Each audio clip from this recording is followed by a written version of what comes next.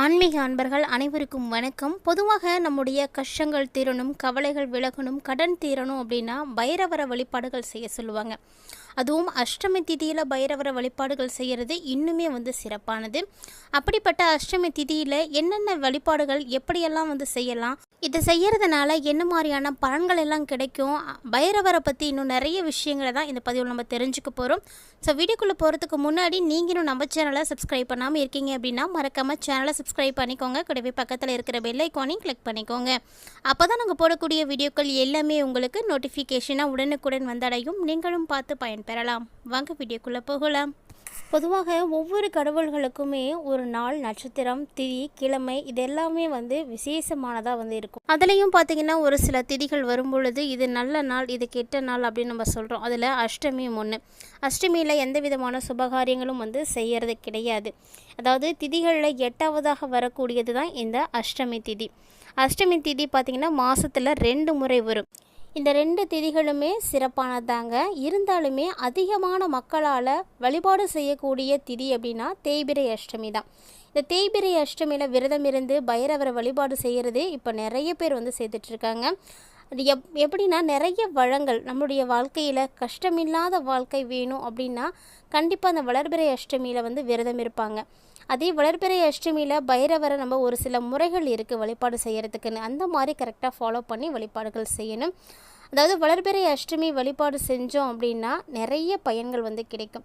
அப்போது என்ன மாதிரியான பயன்கள் கிடைக்கும், நம்ம என்ன மாதிரியான வழிபாடுகள் செய்தால் என்னென்ன பலன்கள் கிடைக்கும் அப்படின்றத முறைப்படி நம்ம தெரிஞ்சுக்கணும்.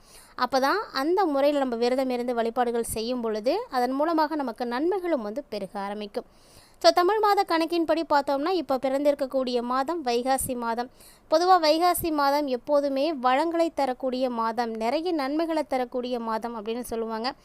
அதுவும் பார்த்திங்கன்னா இந்த டைமில் மங்களகரமான காரியங்கள் எல்லாமே விரும்பி செய்யக்கூடிய மாதமாக இந்த வைகாசி மாதம் இருக்குது. இந்த மாதத்தில் வரக்கூடிய அனைத்து விரத தினங்களுமே ரொம்ப ரொம்ப மகத்துவம் வாய்ந்தது. ஸோ எந்த ஒரு விரதத்தையுமே மிஸ் பண்ணிடாதீங்க. அதிலும் வைகாசி மாதத்தில் வரக்கூடிய வளர்பிறை அஷ்டமி பார்த்திங்கன்னா ரொம்ப ரொம்ப சிறப்பு வாய்ந்தது. பைரவர் வழிபாடு செய்கிறதுக்கு, சக்தி வழிபாடு செய்கிறதுக்கு, இதெல்லாம் செய்கிறதுக்கான ஒரு அற்புதமான ஒரு நாள். இதெல்லாம் செஞ்சோம் அப்படின்னா நம்மளுடைய விரும்பிய காரியங்கள் எல்லாமே நிச்சயமாக நிறைவேறும் அப்படின்னு சொல்லுவாங்க.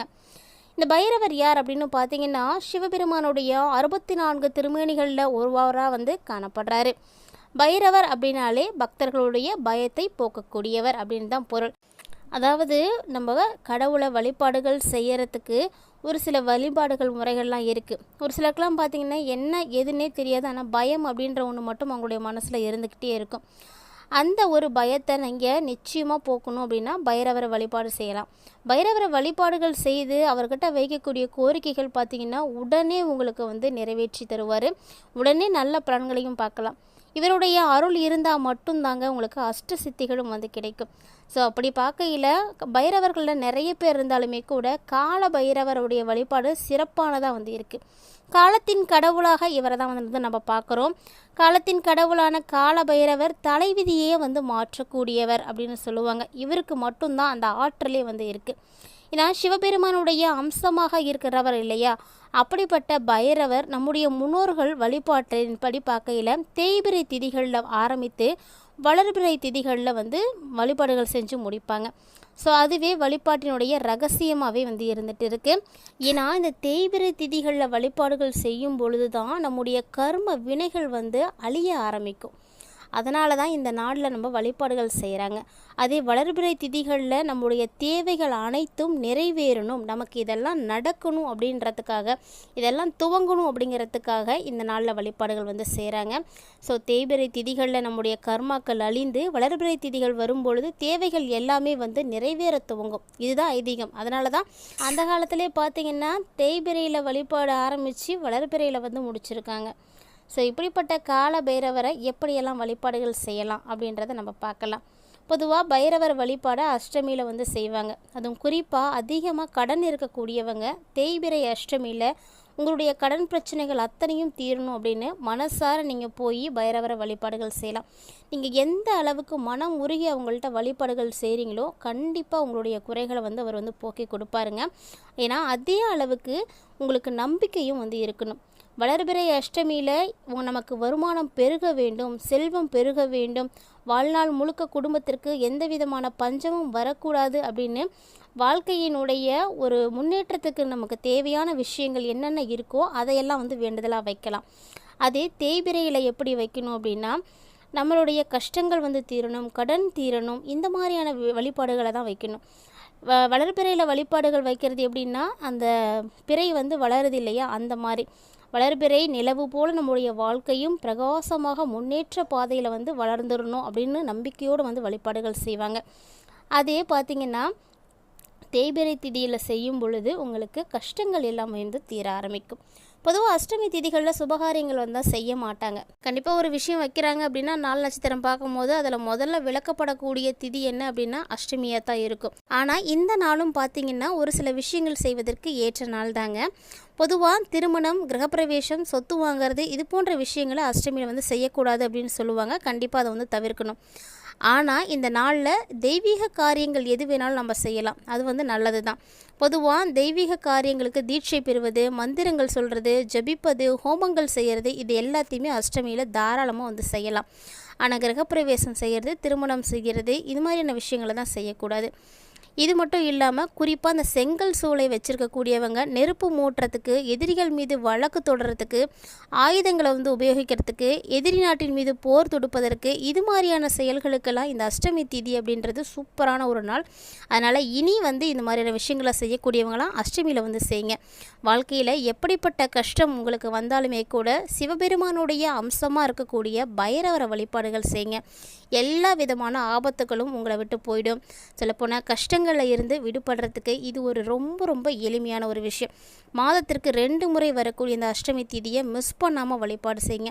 யாரெல்லாம் தொடர்ந்து மாதத்திற்கு வரக்கூடிய அஷ்டமியில், தேய்பிறை அஷ்டமியில் வழிபாடுகள் செய்யக்கூடிய பழக்கம் இருக்கிறவங்க மறக்காம வீடியோக்கு ஒரு லைக் பண்ணுங்கள்.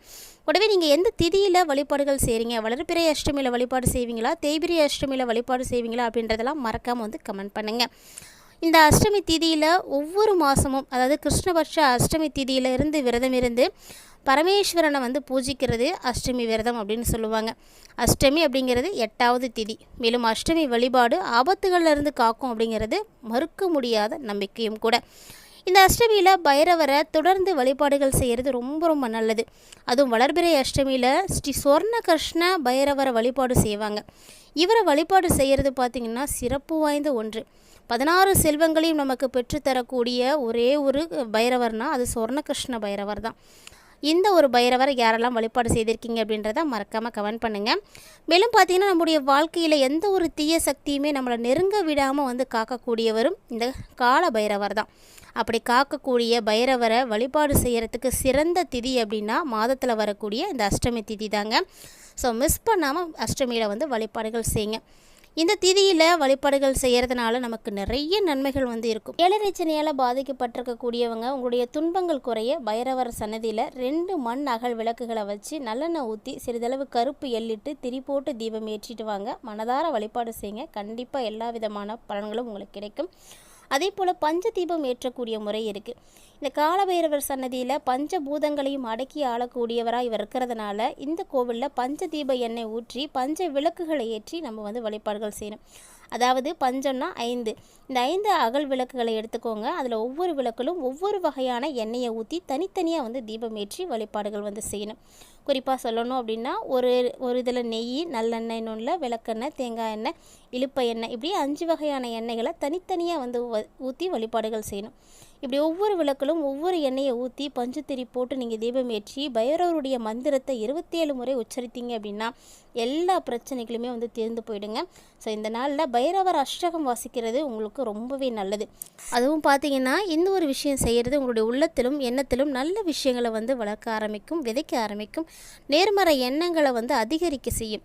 ஸோ இது மாதிரி ஆகும் பொழுது குடும்பத்தில் இருக்கக்கூடிய துஷ்ட சக்திகள் அத்தனையும் நீங்கி உங்களுக்கு எல்லா வளங்களும் நலங்களும் வந்து கிடைக்கிறதோடு மட்டும் இல்லாமல் சுபிட்சமும் அடைய முடியும். ஸோ கட்டாயமாக அதனால் கால பைரவரை வழிபாடு செய்ய மறந்துடாதீங்க. இந்த பதிவில் பைரவரை எப்படி வழிபாடுகள் செய்யணும், அஷ்டமி திதி எவ்வளவு சிறப்பு வாய்ந்தது அப்படின்றத பற்றி நீங்கள் பார்த்துருப்பீங்கன்னு நினைக்கிறேன்.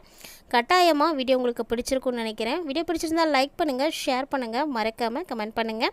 மேலும் இது போல் பல இன்ட்ரெஸ்டிங்கான தகவல்களை எல்லாம் நீங்கள் உடனுக்குடன் பார்த்து தெரிஞ்சுக்கிறதுக்காக நம்ம சேனலை சப்ஸ்கிரைப் பண்ணிவிட்டு ஃபாலோ பண்ணிக்கோங்க. மேலும் ஆன்மீக ரீதியாக நம்மளுடைய சேனலில் கொடுக்கப்படக்கூடிய எளிமையான பரிகாரங்களையும் செய்து பயன்பெறுங்க. மீண்டும் இது போல் மற்றொரு சுவாரஸ்யமான ஆன்மீக தலைப்பில் சந்திக்கலாம்.